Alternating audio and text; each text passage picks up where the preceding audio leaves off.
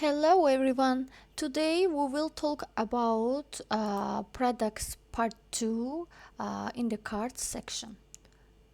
Firstly, we choose any product. For example, this can be this product, and we can see these data. The products directory includes the following tabs. Firstly, main. This is the basic information about the product. Properties. This can be any clause, for example. Shelves indicates which shelves the product is located on. Barcodes, additional barcodes associated with the product. Picture, image of the product for visual representation. Purchase prices, information on prices determined at the time of product purchase. Balances, data on the product stock levels in the warehouse. Turnover, transactions carried out with the product such as sales, transfers and others. And notes, any notes can be added in this part. Firstly, the main section.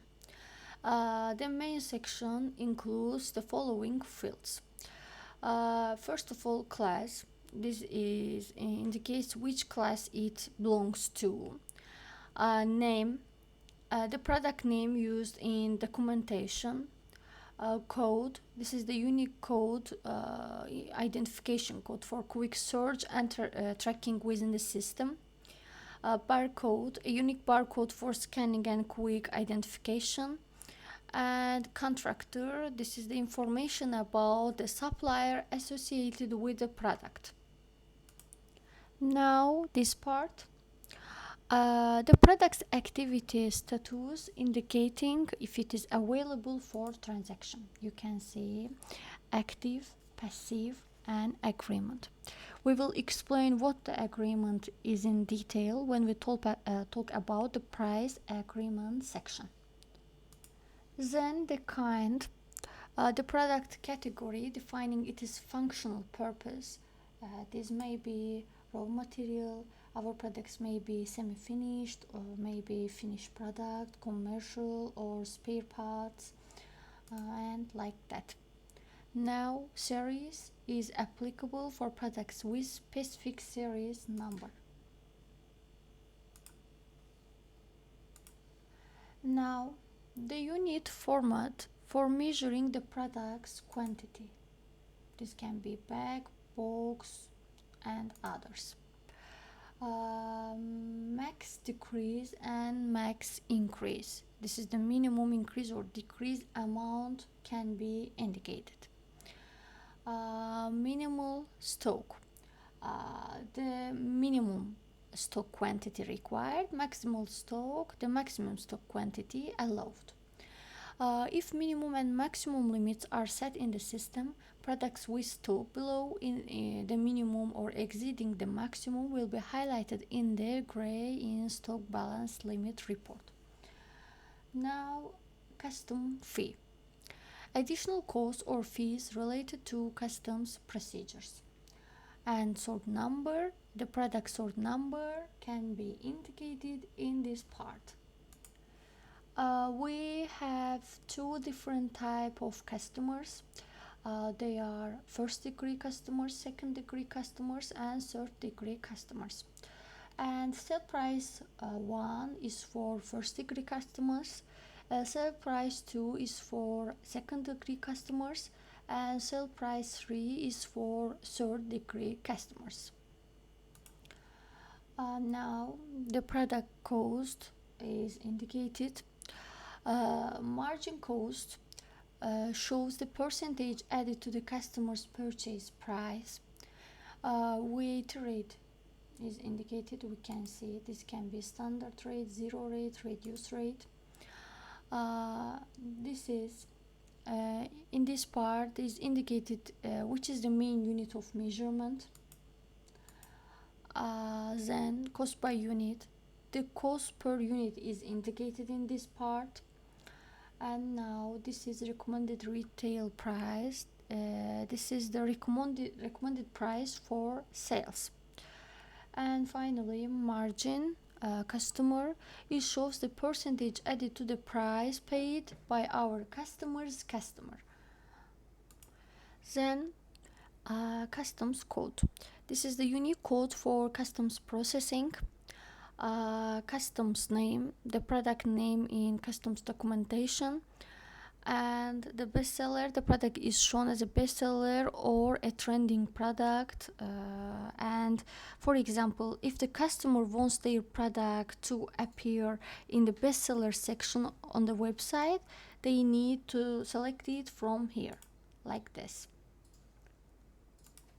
Now, properties. We said this can be any clause. For example, we can write brand, season, origin, and other data in this place, and color, size.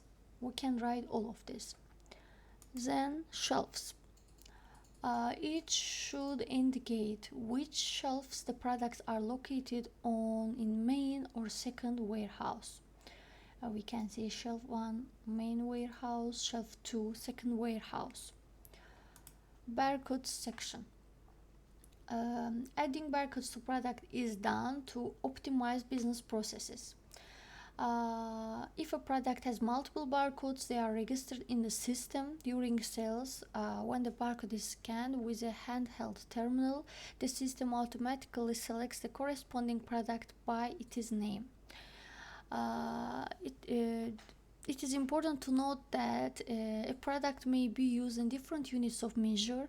In such cases, the units of measure, conversion factor, and sale price are recorded in the system along with the new barcode. This ensures accurate tracking and accounting for various product parameters depending on its presentation and packaging. Picture we said about this. Purchase prices section. The purchase prices tab in the system functions as a report providing information related to the purchase prices of goods. This tab contains the following fields: document number, contractor, quantity, price, amount, and date. It is important to note that this tab is for viewing information only, and data entry is not intended here. Now, balances section. This tab provides information related to the product, specifically the stock levels in the warehouse. It displays the current product stock based on the warehouse data. Now, turnover section. This tab displays transactions related to movement of goods. Each row includes the following data: document number, operation date, product in, product out, and we can see in the operation product sale, product purchase, and finally notes. We can write any note. For example, this medicine can only be used with a doctor's recommendation. And I also want to say that the purchase prices, balances, and turnovers tabs are viewing information only, and data entry is not intended here. And this was the last one. When we want to create new document, we can create from new, and then we can save it. I think that everything is clear for you in this video. See you again. Bye bye.